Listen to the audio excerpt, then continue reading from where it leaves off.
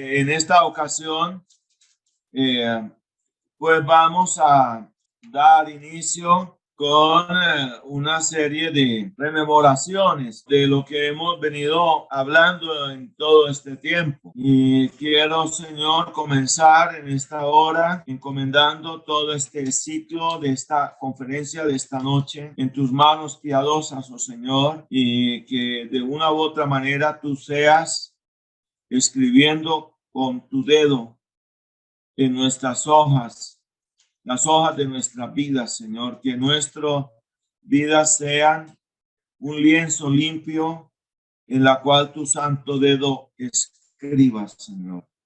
Lo pedimos en el nombre de Yeshua o de Jesús, el Mesías, el Hijo de Dios. Amén. Recordemos ciertos elementos clave antecesores que es bueno recordar como contexto.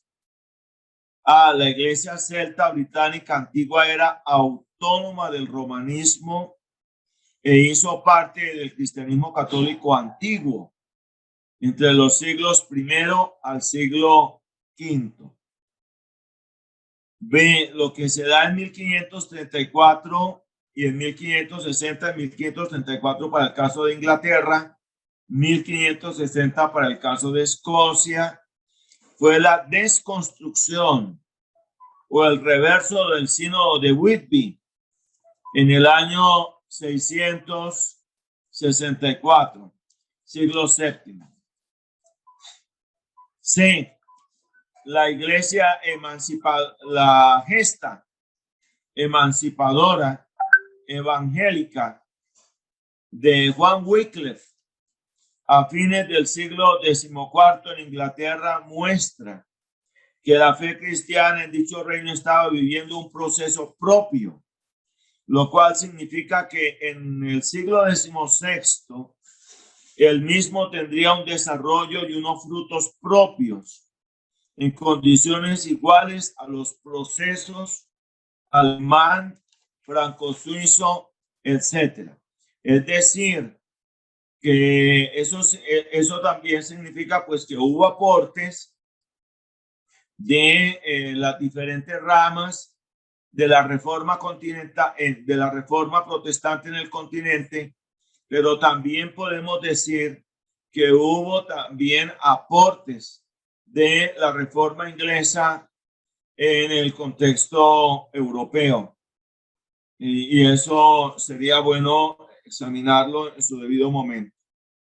Ahora, del movimiento Loyardo recogía admirablemente toda una tradición cristiana británica propia de la iglesia celta antigua, de Anselmo de Canterbury, de Tomás de Bradwardine y de Juan Wycliffe, y abonó la tierra británica para la difusión de la reforma cuando ésta tocó a la puerta. Un momentico, por favor. Alguien que por favor venga. Sí. Está sonando el teléfono. En los días, escúchenme, en los días del estallido del cisma protestante europeo, al mismo tiempo estalló el cisma inglés por iguales motivos de corte político que generaron la tensión entre la corona inglesa y el papado, al igual en mucho que el descarrilamiento precursor que se dio con el grito evangélico de Wycliffe a fines del siglo XIV. Es decir, notemos que a fines del siglo XIV se presentó una crisis política entre la corona inglesa y la Santa Sede y el papado romano. Y también ahora, en 1534, en la época de los años 30 del siglo XVI, se presenta esta crisis política que es la que da lugar a el desgarramiento, al cisma inglés. F. La doctrina del derecho canónico que usó la corona inglesa en el cisma inglés de 1534 fue en mucho lo mismo que esbozó Wycliffe en 1378 con las demandas de la corona ante el papado. Es decir, que aquí ya se sigue todo un planteamiento de doctrina de derecho canónico que fue precisamente la expuesta por Wycliffe.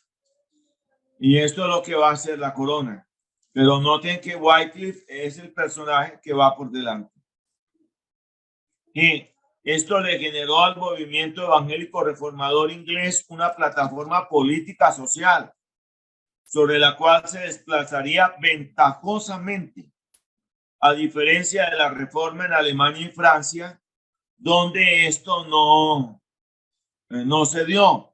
Es que ni en Alemania ni en Francia hubo un movimiento de la talla del de Juan Wycliffe y el movimiento Loyardo.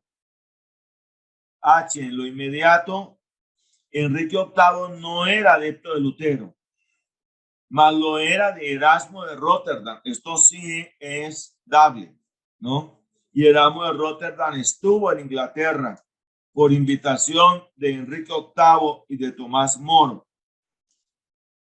¿Qué hubiera sucedido si Erasmo y Lutero no hubieran tenido su disenso y se hubieran subido Erasmo al carro de la reforma, ¿no? Eso es un gran interrogante que hubiera pasado en ese proceso, ¿no?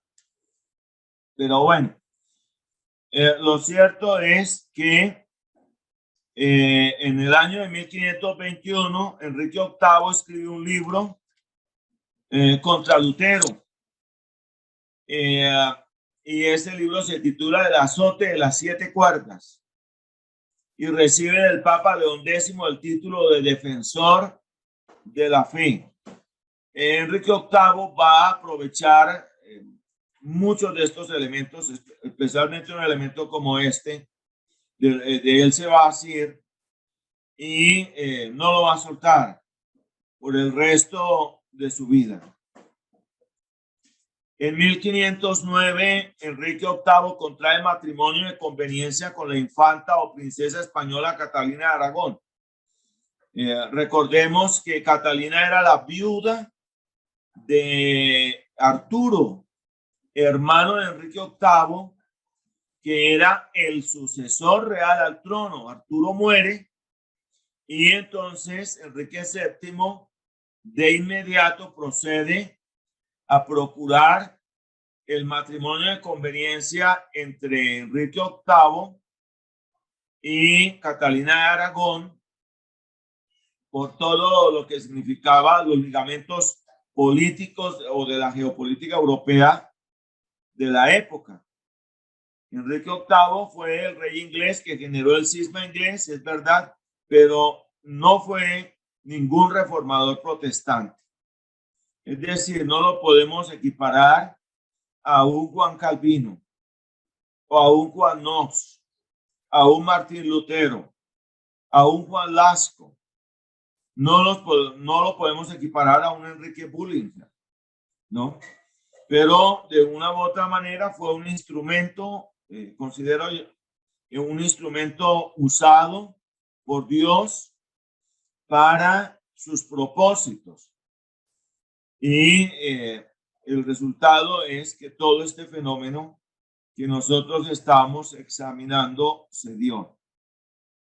La prueba de eso está en que todavía en 1531 se obligaba a los estudiantes de teología a renunciar bajo juramento a las doctrinas de Wycliffe, Hus y Lutero con el aval de Enrique VIII, y Erasmo no hizo nada en contra de esto. Erasmo de Rotterdam no va a hacer nada en contra de esto.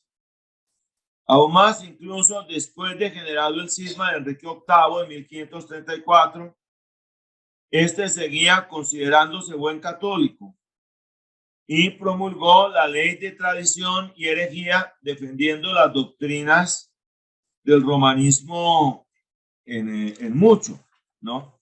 De todos modos, Por su medio se produjo la ruptura del cristianismo inglés y el romanismo, y esto ya es de por sí un elemento muy significativo. Al mismo tiempo que todo esto se daba en el seno de las universidades inglesas, se estaba produciendo todo un bullente movimiento espiritual con la lectura del Nuevo Testamento griego de Erasmo de Rotterdam y con la relectura de las obras de Agustín de Hipona y otros. Hay un fermento en potencia. Dentro de esa escala también estaba la lectura de las obras de Wycliffe, que de una u otra manera se estaba produciendo en forma oculta, pero sí se estaban dando en los pasillos y en las reuniones secretas de los estudiantes de universidades como la Universidad de Cambridge y Oxford también. El propio Enrique VIII era tan partidario de Erasmo que en gran parte sus primeros ataques a Lutero se debieron a que le consideraba un enemigo del humanismo y de la clase de reforma eclesiástica favorecida por Erasmo de Rotterdam. Es decir, que Enrique VIII no iría más allá de donde iba Erasmo. Y por eso máximo podemos considerar a Enrique VIII un católico erasmita. Pero de todas maneras no podemos considerarlo dentro del clásico perfil protestante.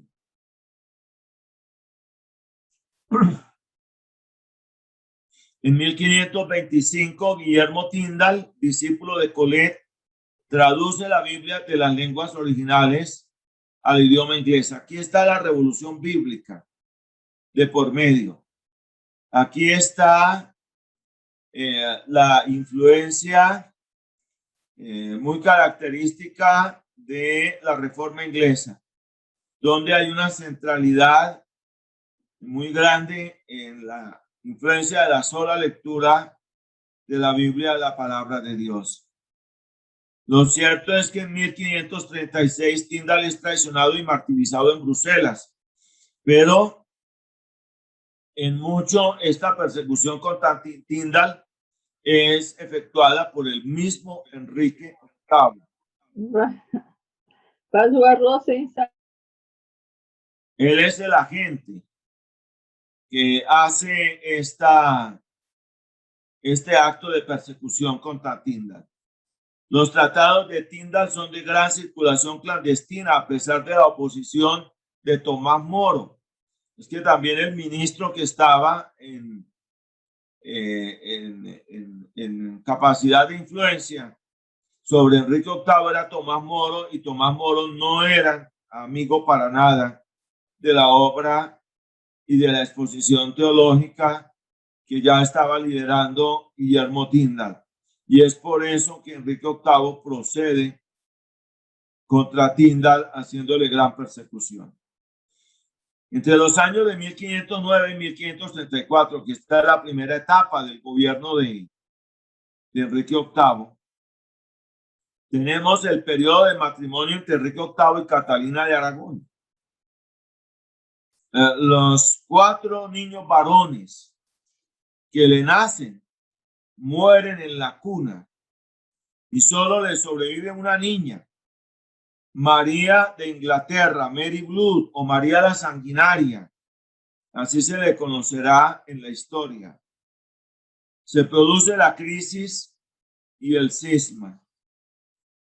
El reinado de Enrique VIII va a darse entre 1509 y 1547, pero a partir de 1534, con el acta de supremacía y la ruptura con Roma, vendrá el segundo periodo del gobierno de Enrique VIII, que será un periodo de prácticamente 13 años.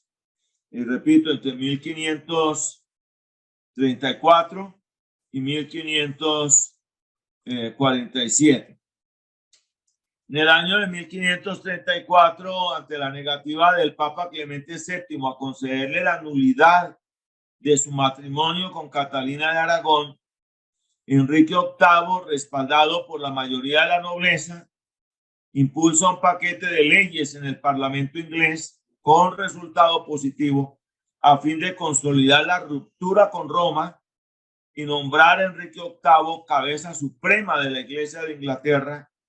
De esta manera se iniciaba el proceso de liberación de la Iglesia británica de la cautividad babilónica del papado romano y se restituía o se iniciaba la restitución de su autonomía al cristianismo británico.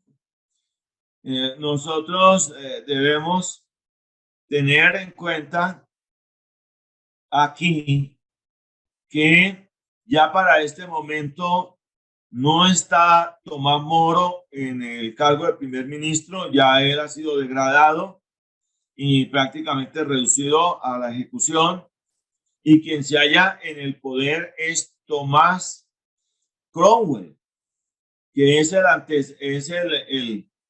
pariente antecesor de Oliverio Cromwell, que será el gran líder del puritanismo inglés en el siglo XVII.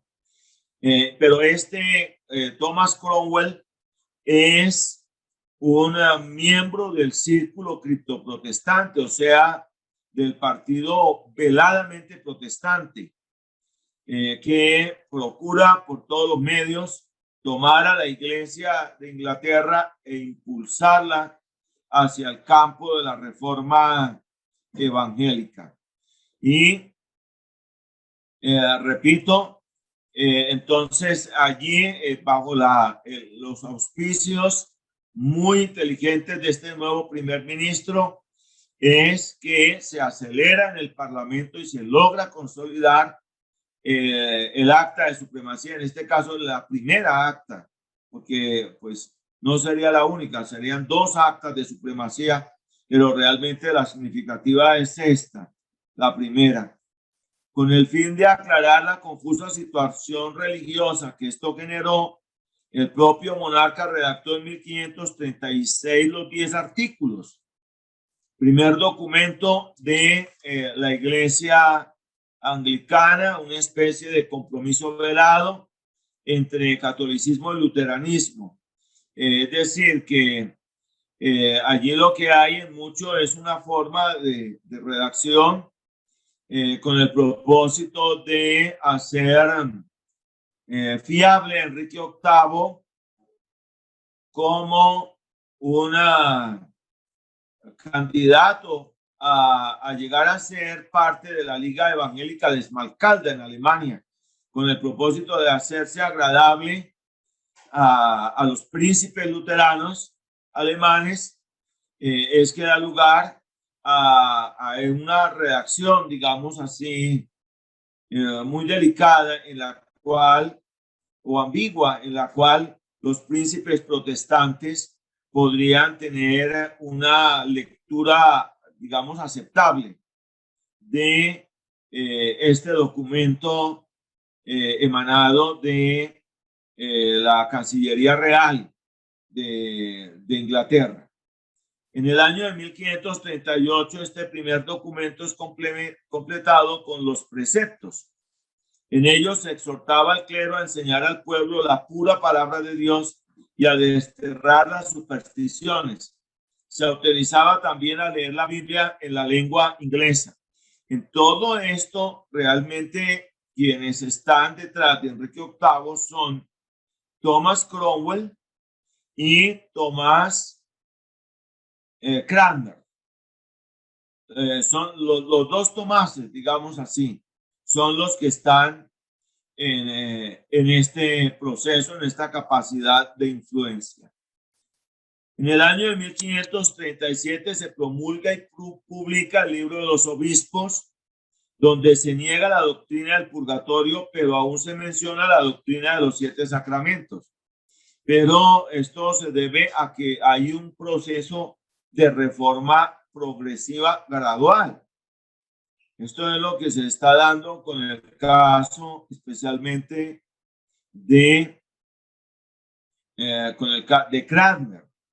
Ellos están trabajando allí en un proceso de reformas graduales, progresivas. Enrique VIII nunca estuvo dispuesto a aceptar la confesión evangélica luterana de Augsburgo. Por lo tanto, eso significa que personajes como Tomás Cranmer y Thomas Cromwell debían andar con mucho tacto, debían proceder con mucha prudencia en la forma de obrar.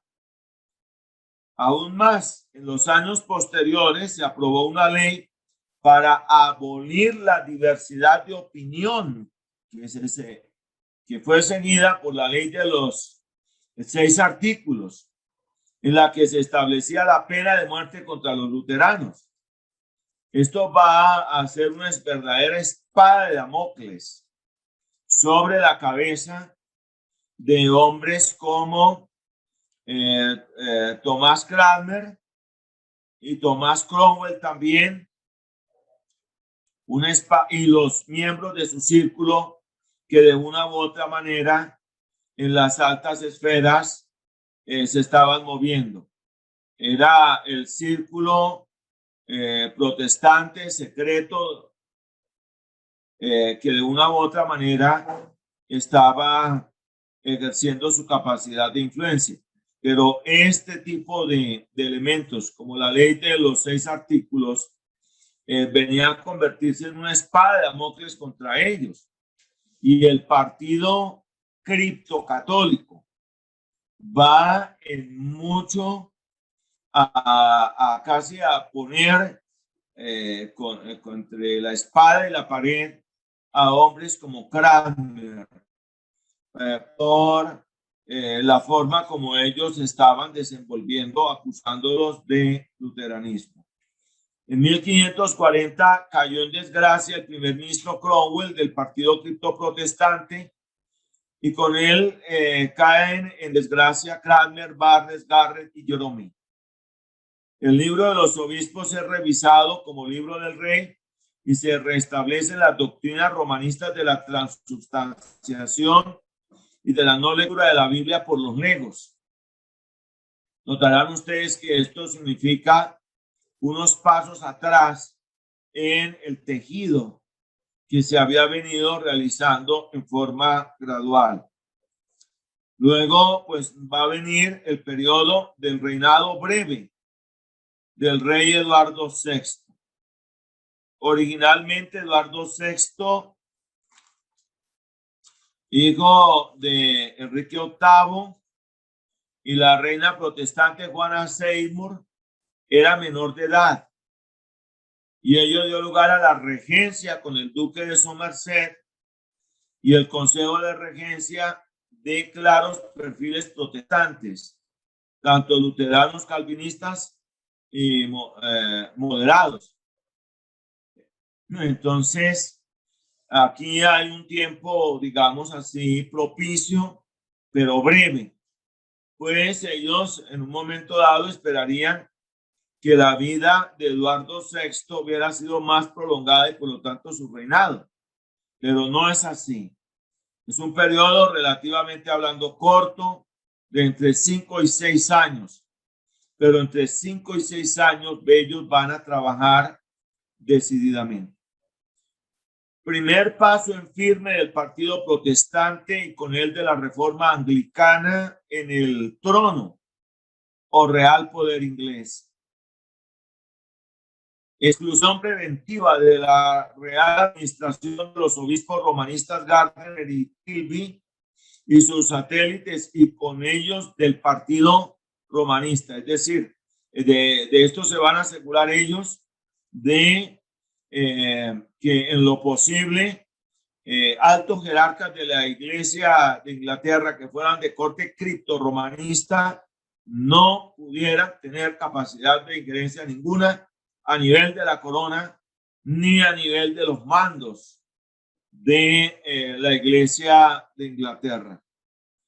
Se tomaron inmediatamente con diligencia diversas medidas para acelerar el curso de la reforma.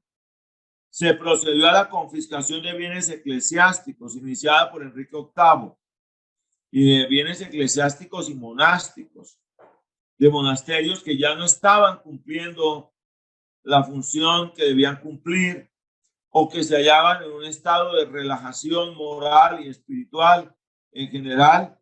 Estos fueron objeto de la debida confiscación y el sistema monástico fue objeto de trascendentales reformas al grado tal que prácticamente mucho deja de existir. Se abolió la ley de los 6 artículos. Esta era una espada de Damocles realmente una verdadera tortura sobre la cabeza y vida de los hombres que estaban en estas posiciones clave, adelantando el proceso de reforma gradual y progresiva de la Iglesia de Inglaterra. Se ordenó la comunión en 2 especies. Pues esto era también otra reforma de avanzada en su época. En su momento esto fue un paso sumamente grande. Se autorizó el matrimonio de los religiosos, fin del celibato forzoso en el pastorado anglo-británico. No parece haber una norma que dijera o que llegara a decir que los clérigos de la iglesia anglicana o anglo-británica tuvieran que ser forzosamente casados. No existe tal cosa. Pero sí se rompe este dique monolítico y se permite el matrimonio libre del clero anglo-británico, es decir, que los hombres de la iglesia que desearan contraer matrimonio bien lo podían hacer. Los cambios introducidos durante el reinado de Eduardo VI, de 1547 y 1553, afectaron principalmente a la forma de culto y fueron inspirados por el arzobispo de Canterbury, Thomas Cranmer, como lo hemos de ver más adelante cuando nos centremos un poquito en Thomas Cranmer. En el año de 1549, el Parlamento inglés aprueba la ley de uniformidad, por la que se hacía obligatorio el uso en todos los servicios religiosos del libro de oración común. Y pues esto tenía como propósito consolidar las reformas progresivas en el orden del culto. Ahora se trata de un modelo litúrgico admirable, de unas calidades realmente dignas de encomio. Cuando se mira la estructura interna, la estructura espiritual de el libro de oración común en aquel entonces. Poco después apareció el nuevo credo o confesión de fe anglicano bajo la denominación de los 42 artículos, en los que se reflejaba una mayor influencia calvinista continental europea. De todas maneras, no se trata de una burda copia. De todas maneras, se trata de algo que tiene un perfil propio de el cristianismo anglo-británico, ahora separado de Roma y del romanismo. En este diseño restaurador, eclesiológico y evangélico intervienen en primer lugar los reformadores ingleses, encabezados por Thomas Cranmer, y los reformadores continentales, que lo son Pedro Martir Vermigli y Martín Bucero y otros, que de una u otra manera colaboraron con sus luces en este proceso restaurador, en este proceso de relevancia para la iglesia inglesa. Ellos eran de corte moderado, conservador y conciliador, pues no querían que los polarismos que se estaban dando en el seno del protestantismo continental entre luteranos y calvinistas se dieran en el seno de la iglesia anglo-británica. ni daban consentimiento alguno a los excesos vandálicos y sangrientos del anabautismo heterodoxo anarquista de corte cismático, sectario e iluminista.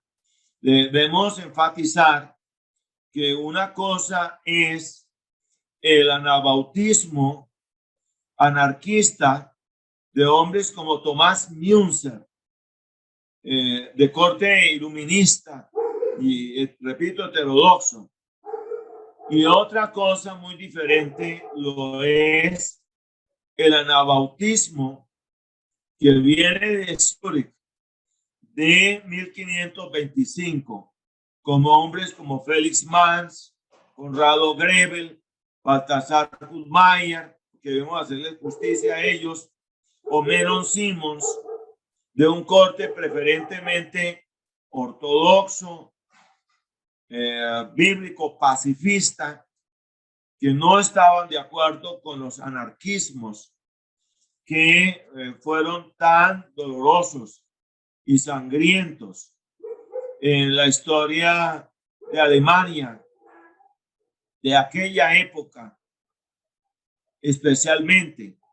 Y pues todos esos anarquismos que se dieron, pues fueron algo que realmente preocuparon a las diferentes ramas de la reforma y de la reforma magisterial.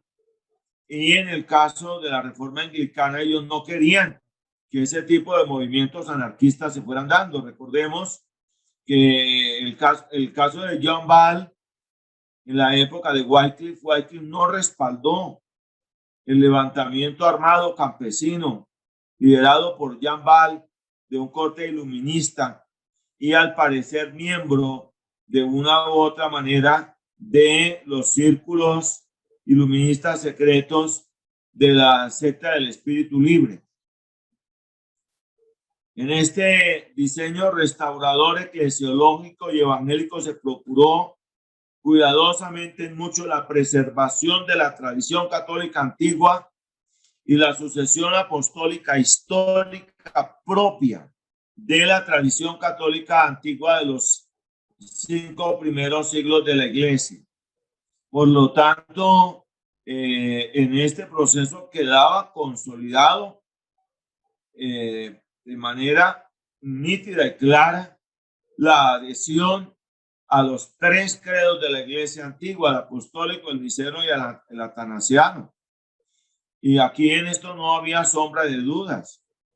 No se daba lugar a ninguna forma de unitarismo o a ninguna forma de neoarrianismo o de sabelianismo, de cosas por el estilo.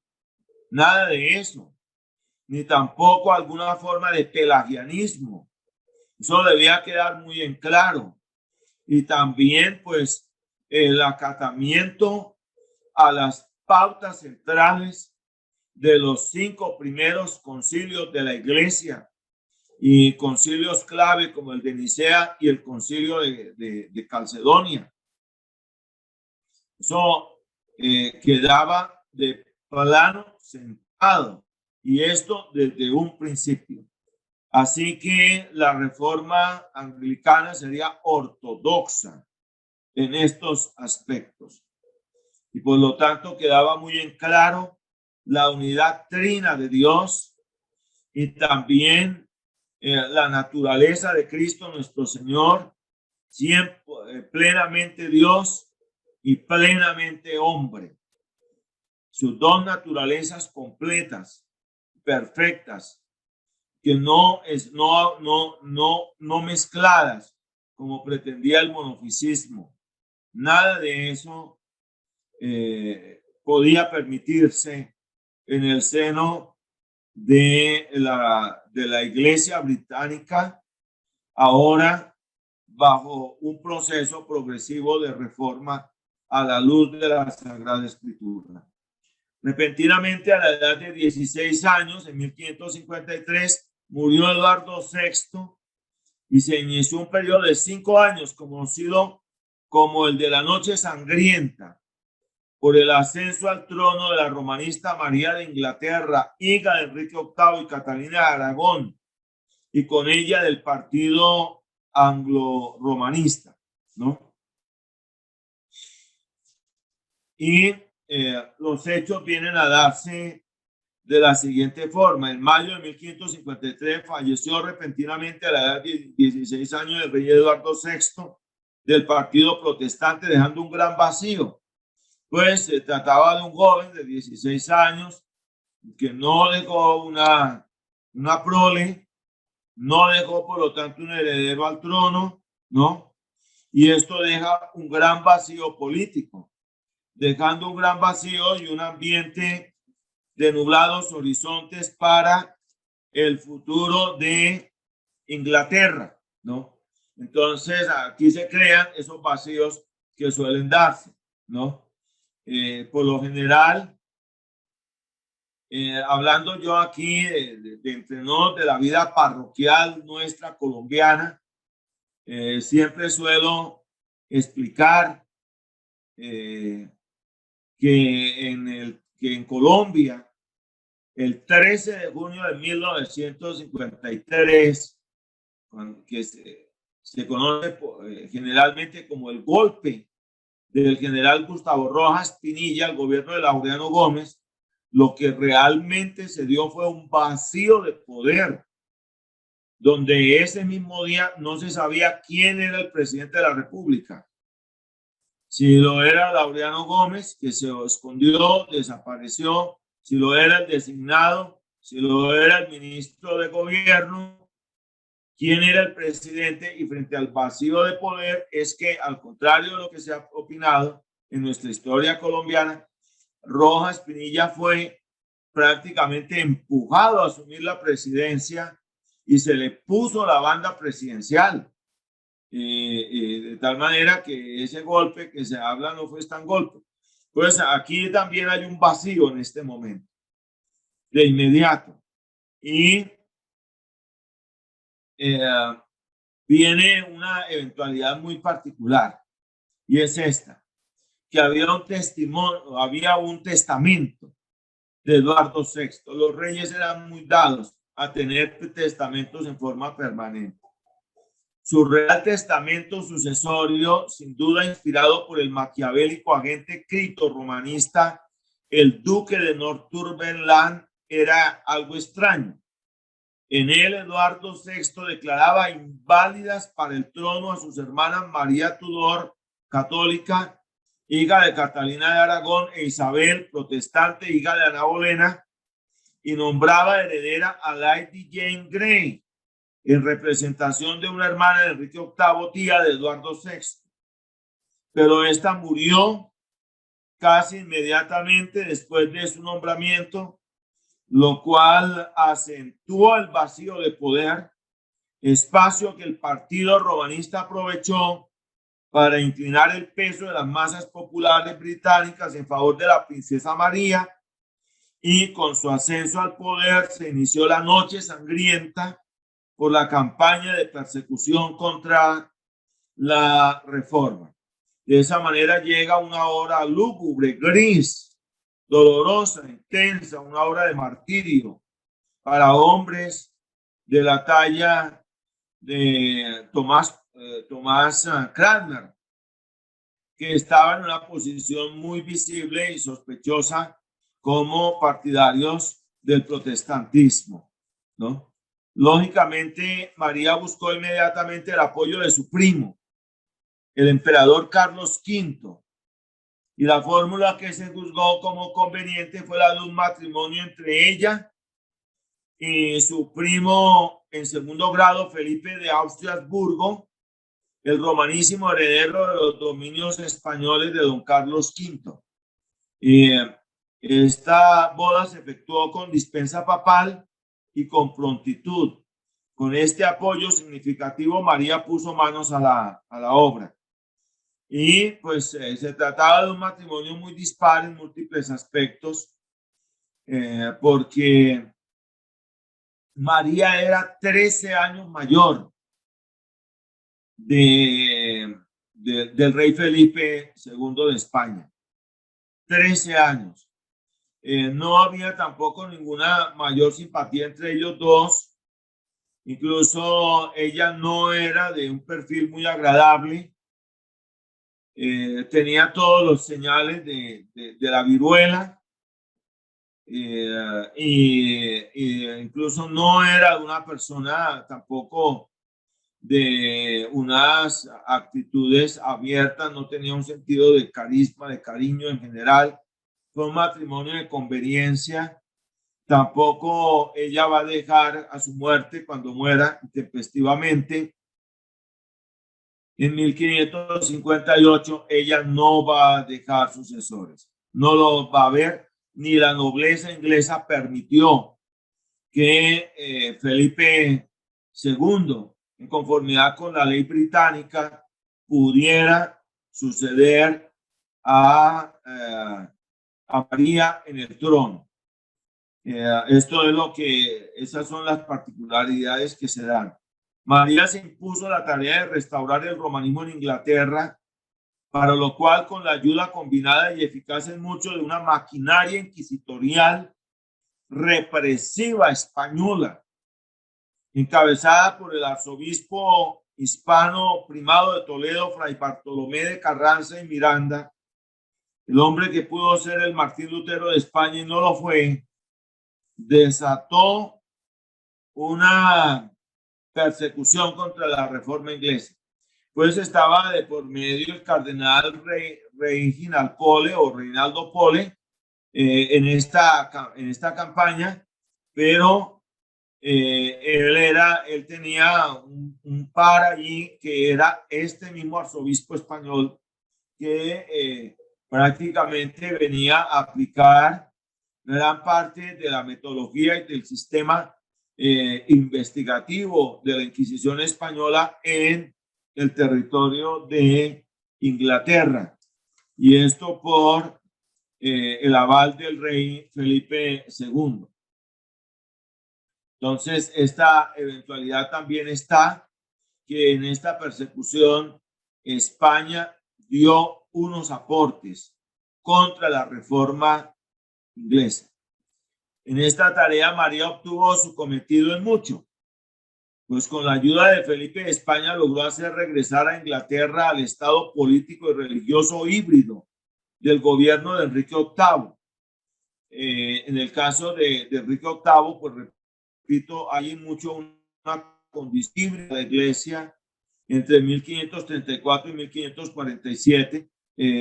La hay, es decir, a los hombres de la reforma luchan por impulsar el carro de la iglesia de Inglaterra por las vías de la reforma, pero en Enrique VIII no hay una claridad, hay unas medidas hacia adelante, 2 hacia adelante, 3 hacia atrás en general. Y esto lo hizo ella, María, a un gran costo de sangre, erigiendo hogueras y patíbulos por toda Inglaterra, lo que la hizo impopular, lo mismo que al romanismo.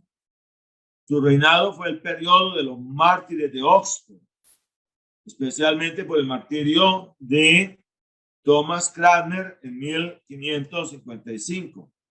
Pero pues también están Bilney, también está Latimer, Hooper y Rogers y otros que van a pagar muy caro su testimonio elocuente en pro de la verdad evangélica en el seno del cristianismo británico.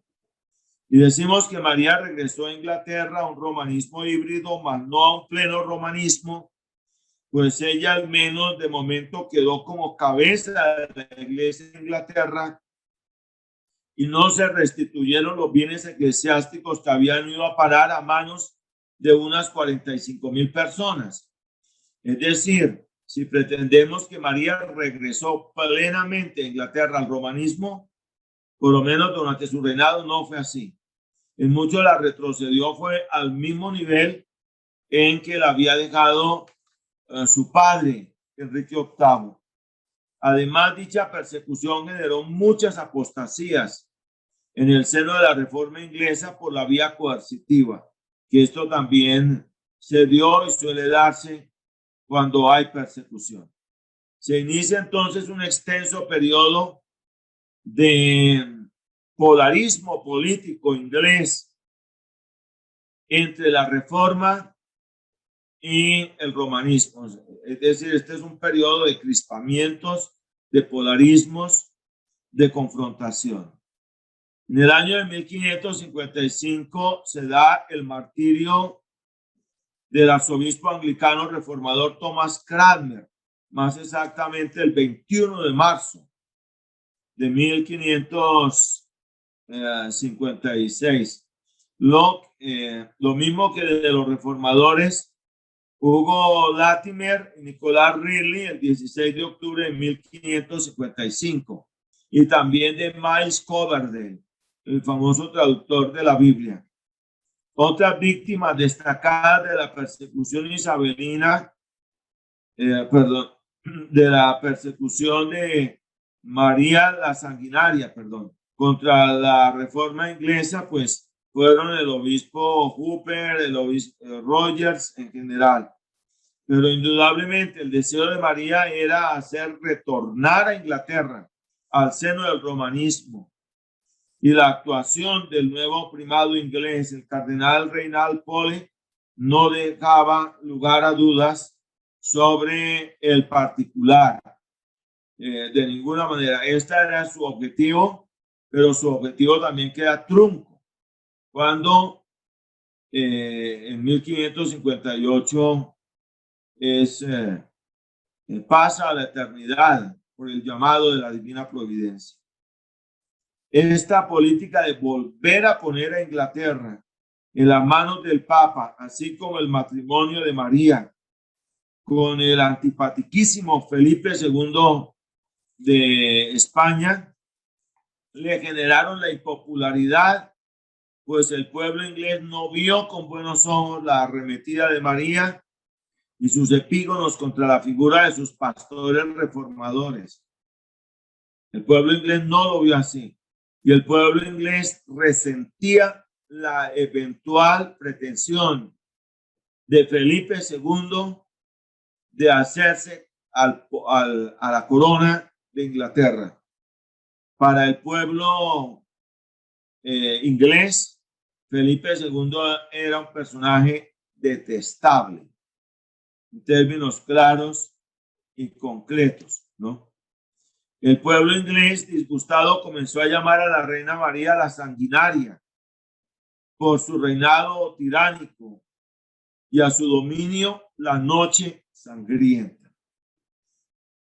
Es decir, Night Blood, la Noche Sangrienta, The Night Blood. Hablemos ahora breve y concretamente del personaje central de la historia de la Reforma inglesa del siglo XVI, Thomas Cranmer.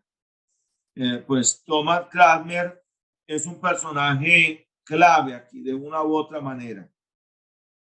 Comencemos por decir que la Reforma en Inglaterra, su acogida y consolidación es fruto en mucho de la obra precursora previa de Juan Wycliffe y del movimiento evangélico loyardo, es decir, a cada quien lo que es de cada quien.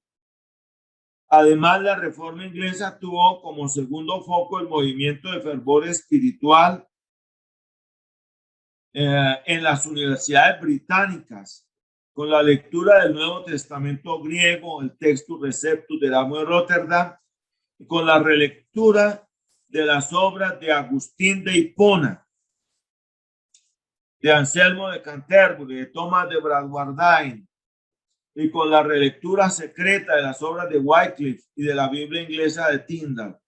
Todos estos elementos juegan un papel en el proceso de conciencia para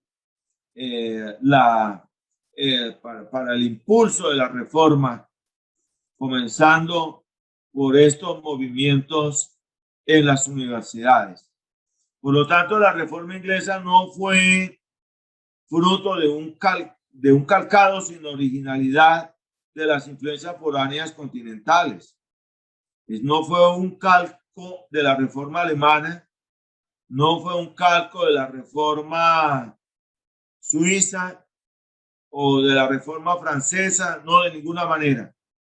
Obedece a unos perfiles y obedece a una obra propia. La mano de Dios obrando de una forma propia en medio de la cristiandad británica.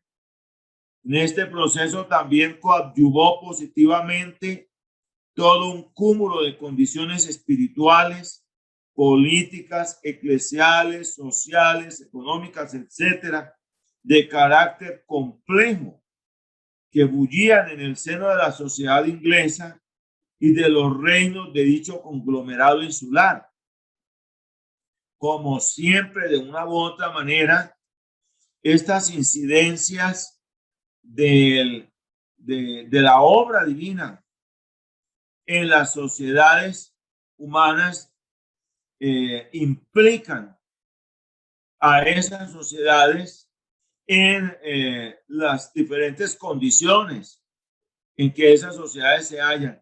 Recordemos que el Evangelio nos habla de Cristo humanándose, Dios entrando en la historia. Por lo tanto, siempre la obra del Evangelio tendrá que ver con las sociedades humanas en sus diferentes aspectos y áreas. Esto no significa que la reforma inglesa no recibiera aportes de los movimientos reformadores evangélicos continentales europeos, porque sí los recibió, pero al mismo tiempo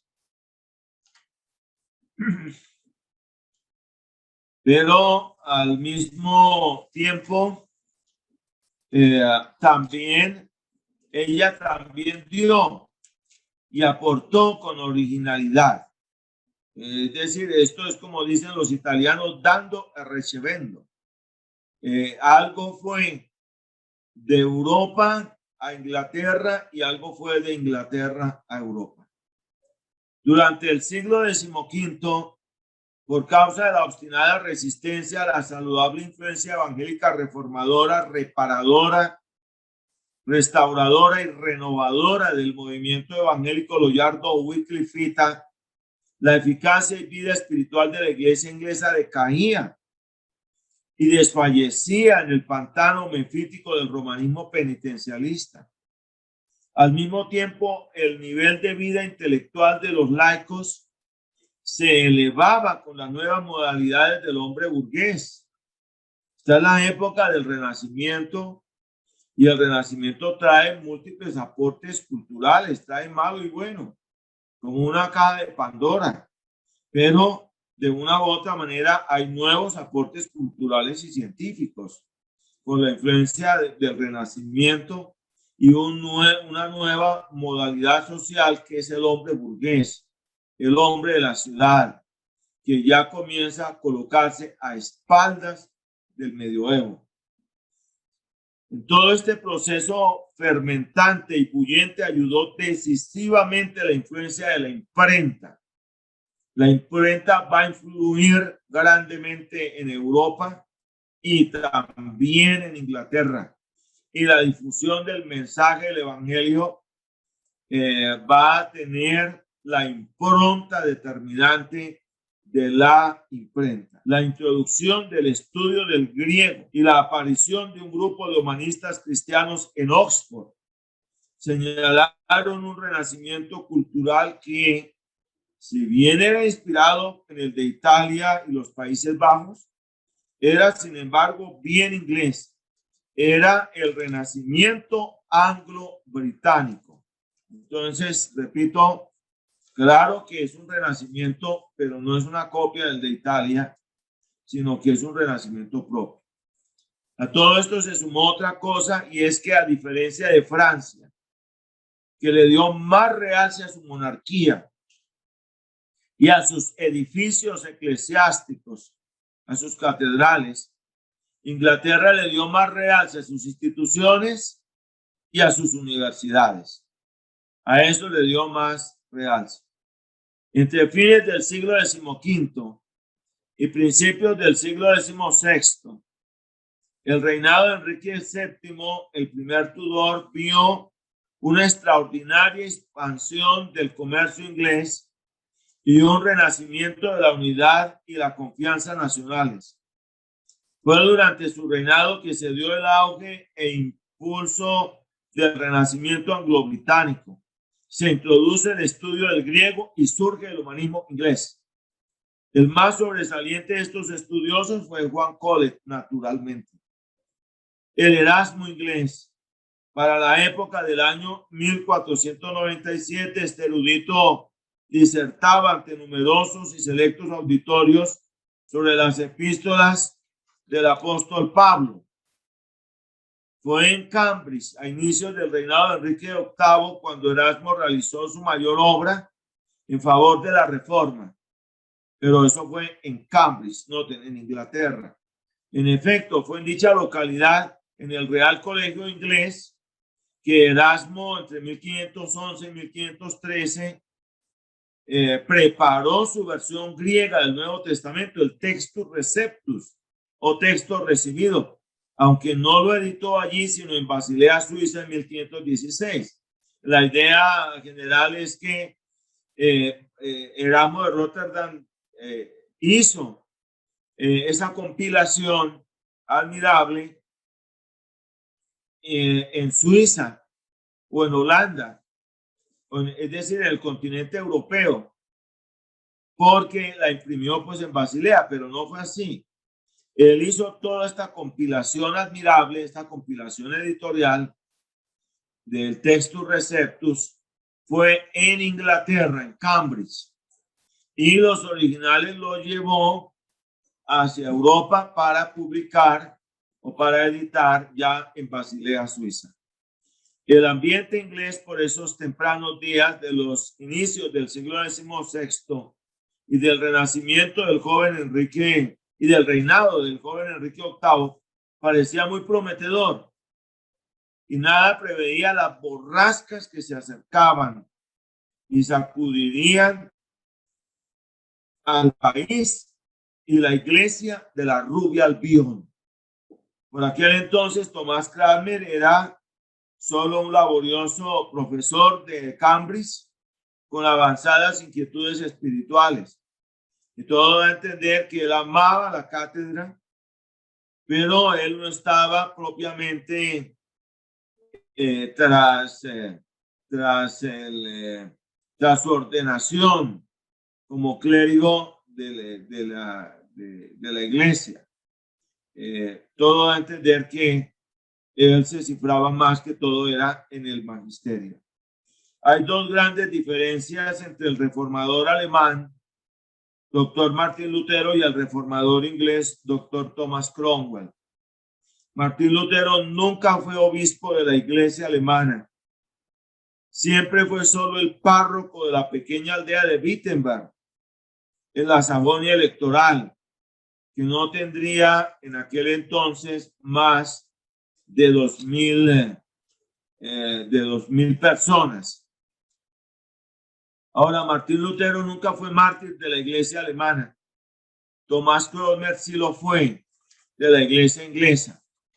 Noten que la palma del martirio no se la concedió Dios a Martín Lutero, pero Dios sí se la concedió a Tomás Cranmer.